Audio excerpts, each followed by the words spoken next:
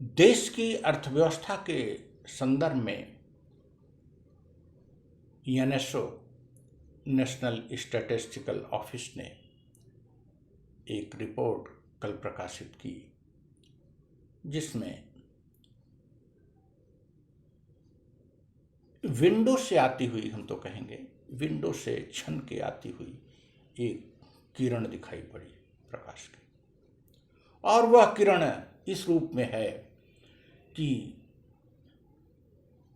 पिछले 2 तिमाहियों में, वित्तीय वर्ष 2020-21 की पहली तिमाही में हमारा जीडीपी विकास दर निगेटिव होके -24.4 चली गई थी। 23 पॉइंट समथिंग एस्टिमेट किया गया था, लेकिन रिवाइज 24 पॉइंट समथिंग है। और दूसरी तिमाही में भी यह समतल पर नहीं आ सका था, 7 पॉइंट समथिंग था। लेकिन तीसरी तिमाही अर्थात अक्टूबर, नवंबर, दिसंबर 2020 की तिमाही में यह 0.4% आया है। अर्थात हम जो जमीन के अंदर धंस गए थे, सतह पर आने में कामयाब हुए। इसे हम कहेंगे कि बंद विंडो से आती हुई प्रकाश की हल्की सी किरण।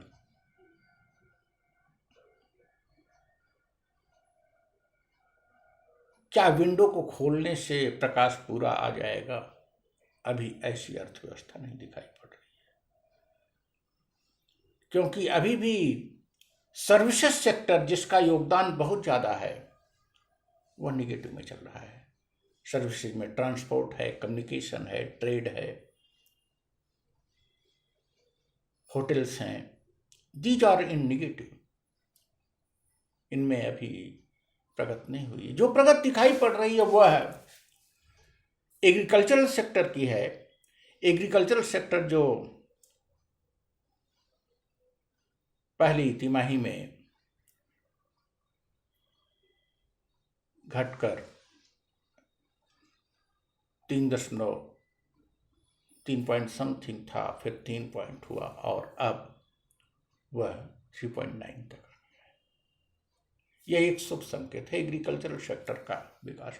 इसके अतिरिक्त मैन्युफैक्चरिंग सेक्टर और कंस्ट्रक्शन सेक्टर में भी छलांग लगी है और उसमें भी हम अच्छा किए हैं। अच्छा तो नहीं कह सकते, हम बेटर किए हैं। माना जा रहा है कि रोजगार मिला करोड़ लोगों को इस तिमाही में, इसमें पिछले महीने में। लेकिन नॉन गवर्नमेंट सेक्टर की बात जब करेंगे तब सही चीजें सामने आएंगी। एक चीज और हम स्पष्ट करना चाहते हैं, यह जीडीपी की जो गिरावट या जो आर्थिक रेसेशन का सिलसिला शुरू हुआ, माना जा रहा है कि कोविड के कारण हुआ, लेकिन यह 2018 से ही घटने लगा था। 2018 के बाद लगातार थोड़े बहुत 1-2 बार जिगजैग के साथ, लेकिन कंटिन्यूटी जीडीपी में गिरावट की थी और 4 पॉइंट से नीचे यह कोरोना के पहले आ चुकी थी, 3 पॉइंट समथिंग तक आ चुकी थी। और उसके पीछे मूल कारण सभी को पता है, डिमोनेटाइजेशन था। डिमोनेटाइजेशन के बाद जब मनी का प्रवाह और आर्थिक गतिविधियां धीमी पड़ गई थी, रुक सी गई थी, तभी से जीडीपी में गिरावट होने लगी थी। कुछ अर्थशास्त्रियों का मानना है जीएसटी का भी असर पड़ा है, लेकिन हम जहाँ तक सोचते हैं जीएसटी को बहुत दोष नहीं दिया जाना चाहिए। जो इन्होंने डिमोनेटाइजेशन किया उसका असर था, और इन्वेस्टमेंट को आकर्षित न कर पाना भी इनके आर्थिक विकास को बाधित किया। जितना एक्सपेक्ट करते थे ये इन्वेस्टमेंट को आकर्षित नहीं कर पाए। निर्यात और आयात का अंतर बना ही रहा और डिमॉनेटाइजेशन से आर्थिक गतिविधियों पर रोक लगा और 2018 के बाद से वो जारी है और कोरोना काल में यह निगेटिव में आ गया। जो 8-9% से 3% तक आया था, 3.5% तक, वो कोरोना काल में पहली तिमाही में 24 पॉइंट समथिंग हो गया। पहली तिमाही में 24 पॉइंट समथिंग, दूसरी तिमाही में 7 पॉइंट समथिंग, तीसरी तिमाही में स्लाइट एबव 0.4 का ग्रोथ, चौथी तिमाही बची है। तो अगर चौथी तिमाही में हम ऐसी उम्मीद कर नहीं सकते 10%, 15%, 20% का ग्रोथ हो जाएगा। अगर चौथी तिमाही में 3-4% भी होता है तो कुल मिला के 2020 और 21 के फाइनेंशियल ईयर के वित्तीय वर्ष का जो जीडीपी का आंकड़ा होगा वो माइनस में ही रहेगा, ऐसा प्रतीत होता है और तर्कसंगत भी है। -8 to 7% रहने की उम्मीद है। प्रश्न उठता है कि हम इस आर्थिक संकट से क्या उबर गए हैं? क्या रिसेशन का दौर समाप्त हो गया है या कि नहीं हुआ है? और अगर हुआ भी है तो आर्थिक संकट से जब हम उबर रहे हैं तो कैसे हम तेजी से उबर जाएं? This is the question. इसके लिए सरकार का क्या रोड मैप है? सरकार इसको कैसे करेगी? जनवरी, फरवरी, मार्च, फरवरी बीत रहा है, मार्च शुरू होने वाला, 1 महीने बचा है।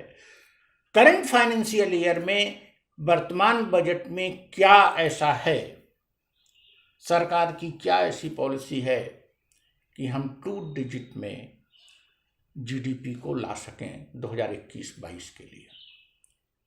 और वो प्रथम तिमाही से ही उस दिशा में हमारा क्या प्रयास है? आई डोंट थिंक कि बजट में ऐसा कोई रोड मैप है और यह चिंता का विषय है। बेरोजगारी चिंता का विषय बनी हुई है। सर्विस सेक्टर में अभी उछाल ना आना चिंता का विषय बना हुआ है।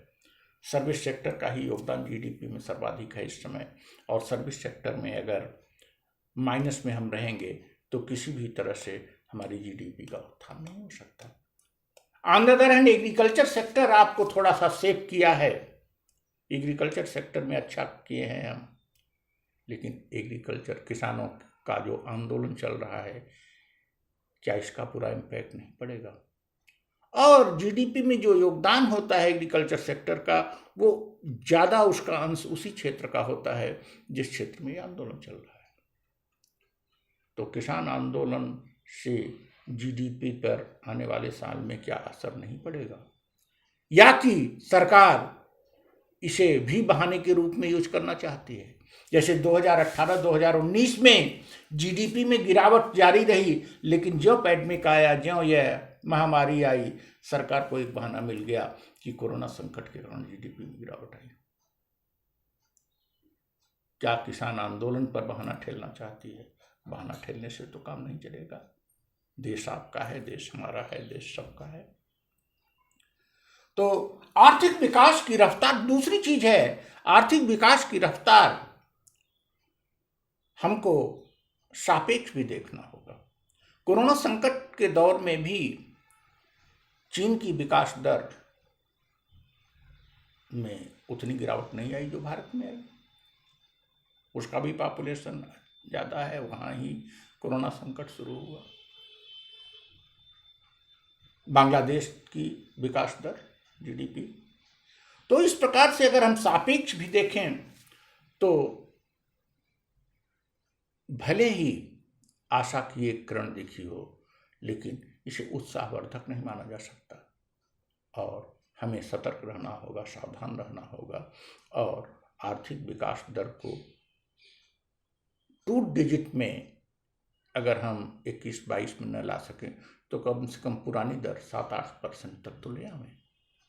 इसके लिए सरकार को एक दृढ़ इच्छा शक्ति और एक सोची समझी रणनीति के तहत चलना होगा और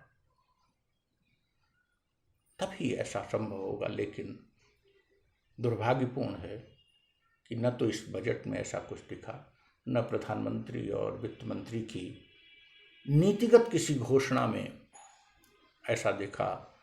नीतिगत घोषणाएं भी चुनाव को मद्देनज़र रखते हुए, लोक लुभावन को मद्देनज़र रखते हुए ही की जा रही हैं। शायद ही 2021-22 के वार्षिक वर्ष में हम 6% 7% GDP दर को प्राप्त कर पाएंगे।